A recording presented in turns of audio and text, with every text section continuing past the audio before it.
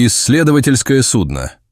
Полярная звезда бороздила холодные воды Арктики уже третью неделю. Экипаж под руководством капитана Джона Андерсона выполнял важную миссию по изучению влияния глобального потепления на арктические льды. Ученые на борту собирали данные о толщине ледяного покрова, температуре воды и состоянии местной экосистемы. Со временем усталость начала сказываться на команде, но все понимали важность их работы. Никто не мог предположить, что эта рутинная экспедиция вскоре превратится в невероятное приключение. Внезапно спокойствие арктического дня было нарушено криком вперед смотрящего. «Белый медведь по правому борту!» – раздался его взволнованный голос. Все члены экипажа бросились к бортам, чтобы посмотреть на это величественное животное. Однако то, что они увидели, заставило их замереть в изумлении. Огромный белый медведь, казалось, преследовал их корабль. Это было настолько необычно, что капитан Андерсон приказал снизить скорость, чтобы лучше рассмотреть происходящее. Животное демонстрировало странное поведение. Оно то и дело пыталось подняться на задние лапы, издавая громкие звуки и указывая лапой в определенном направлении. Его мощные лапы рассекали ледяную воду с невероятной силой и грацией. Среди членов экипажа началось бурное обсуждение. Некоторые предполагали, что медведь просто голоден и ищет легкую добычу. Другие высказывали мнение, что животное может быть раненым или больным. Атмосфера на корабле накалялась с каждой минутой. Старший механик Пит даже предложил отпугнуть медведя, используя корабельную сирену, но капитан отверг эту идею. Доктор Эмили Харрис, опытный биолог, внимательно наблюдала за медведем через бинокль. Ее руки слегка дрожали от волнения, когда она заметила нечто необычное. «Это не агрессия», – пробормотала она, не отрывая глаз от бинокля. «Похоже, медведь отчаянно пытается нам что-то сообщить». Эмили вспомнила все свои годы изучения арктической фауны, но она никогда не сталкивалась с подобным поведением. Капитан Андерсон, услышав слова доктора Харрис, принял рискованное решение. Он провел рукой по сидеющей бороде, глубоко вздохнул и приказал полностью остановить судно и спустить на воду небольшую лодку для более детального наблюдения. Эмили вызвалась возглавить эту опасную миссию, несмотря на протесты некоторых членов экипажа. Когда лодка с Эмили и двумя опытными моряками, Майком и Томом, отделилась от корабля, сердца всех на борту замерли. Никто не знал, чего ожидать от этой близкой встречи с одним из самых опасных хищников в мире. Майк крепко сжимал весла, его костяшки побелели от напряжения. Том проверял и перепроверял спасательное оборудование, стараясь отвлечься от нарастающего напряжения и страха. Лодка медленно приближалась к медведю. Ледяной ветер обжигал лица исследователей, но они не обращали на это внимания, полностью сосредоточившись на приближающемся животном. Хищник, заметив это, неожиданно для всех поплыл им навстречу. Майк уже готов был развернуть лодку, его рука инстинктивно потянулась к сигнальному пистолету, но Эмили жестом остановила его. Она заметила что-то странное во взгляде медведя. Это был не взгляд хищника, а скорее мольба. Медведь подплыл к лодке на опасно близкое расстояние. Все трое исследователей затаили дыхание. Капли ледяной воды, разлетающиеся от мощных движений медведя, падали на их лица, смешиваясь с каплями пота. И тут произошло невероятное.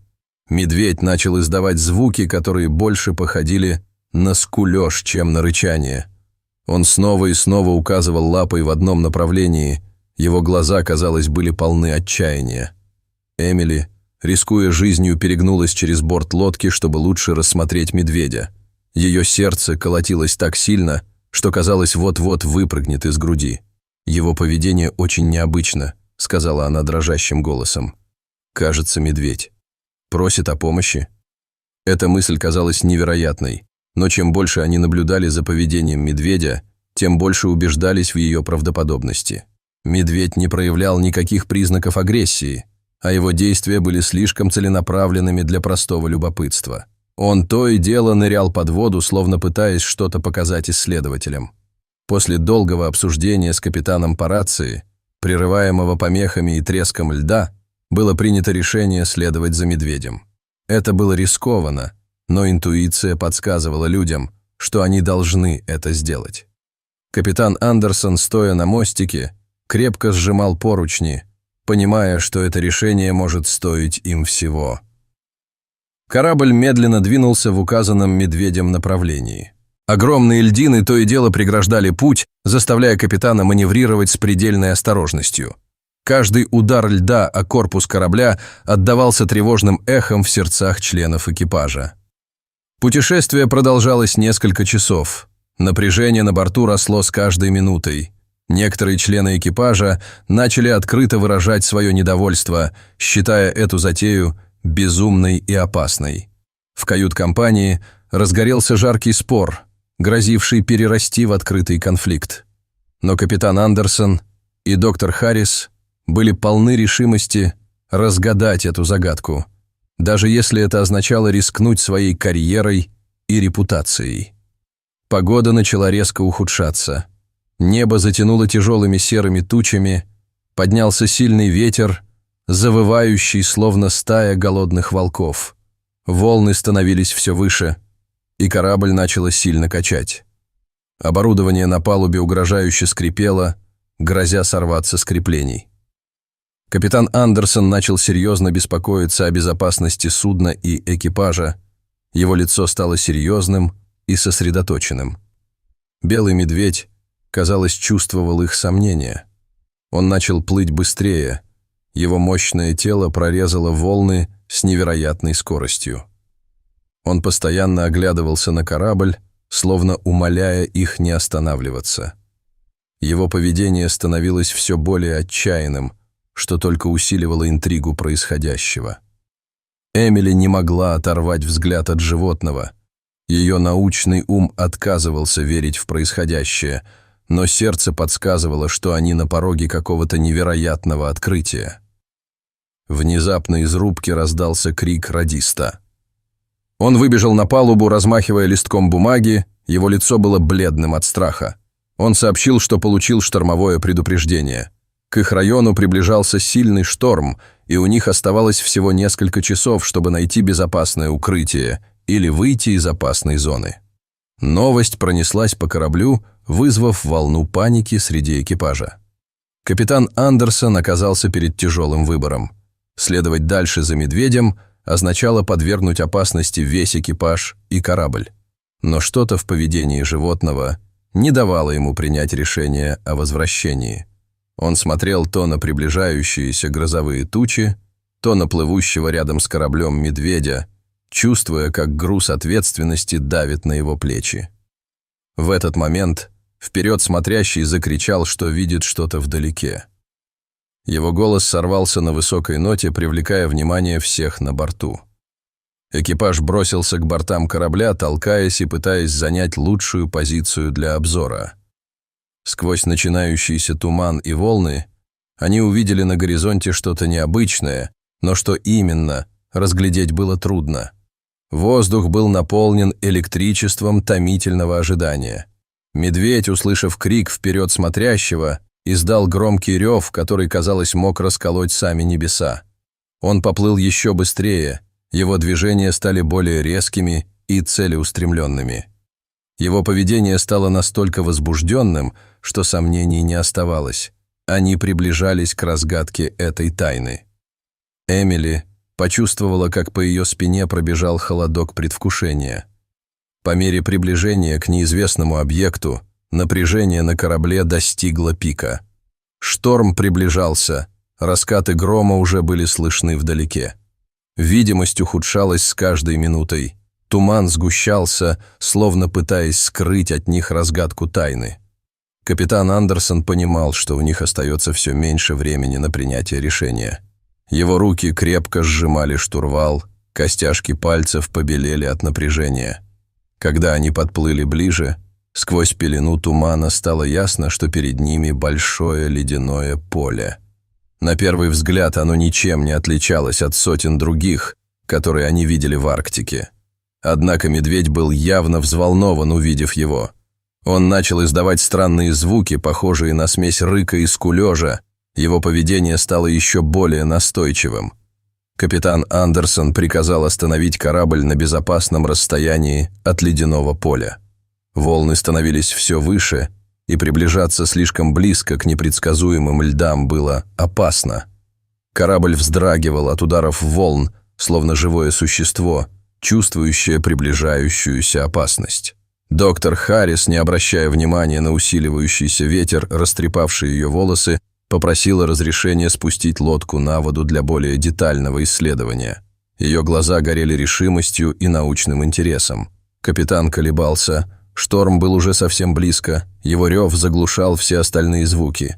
Но настойчивость Эмили и необъяснимое поведение медведя заставили его согласиться, хотя и с большой неохотой. Он понимал, что этим решением ставит на карту не только успех экспедиции, но и жизни людей.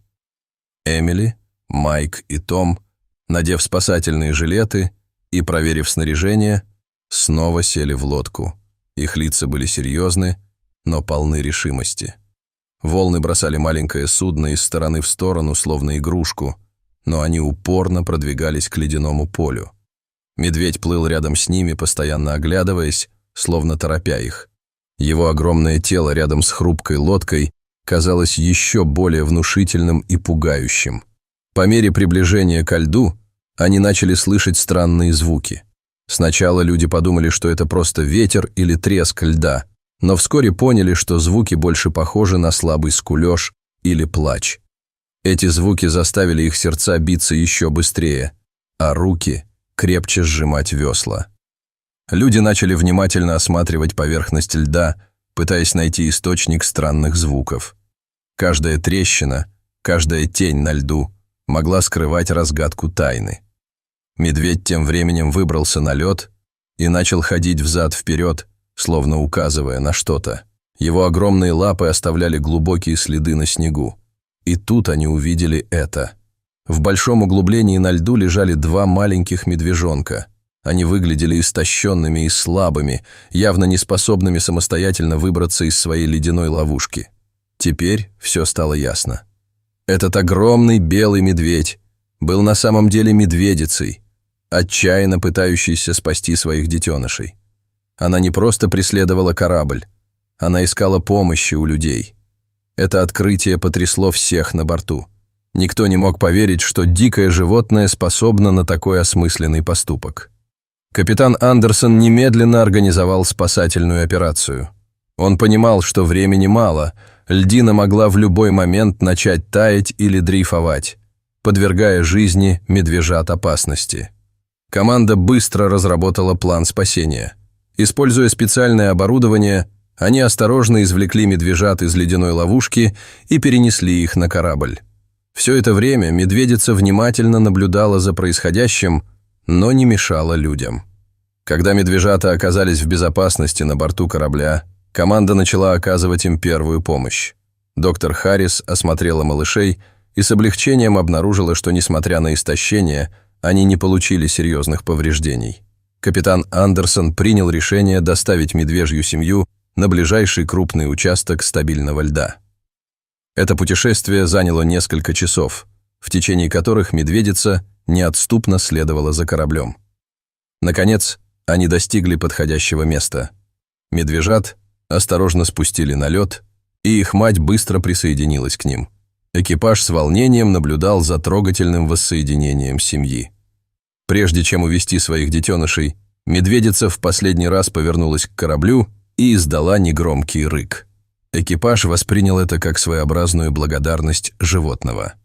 Затем она медленно повела своих малышей вглубь ледяных просторов, а люди еще долго смотрели вслед удаляющейся медвежьей семье. Эта необычная история стала символом удивительной связи между человеком и дикой природой. Она показала, что даже в самых суровых условиях Арктики возможно взаимопонимание и сотрудничество между видами. Капитан Андерсон, доктор Харрис и весь экипаж «Полярной звезды» навсегда запомнили это удивительное приключение.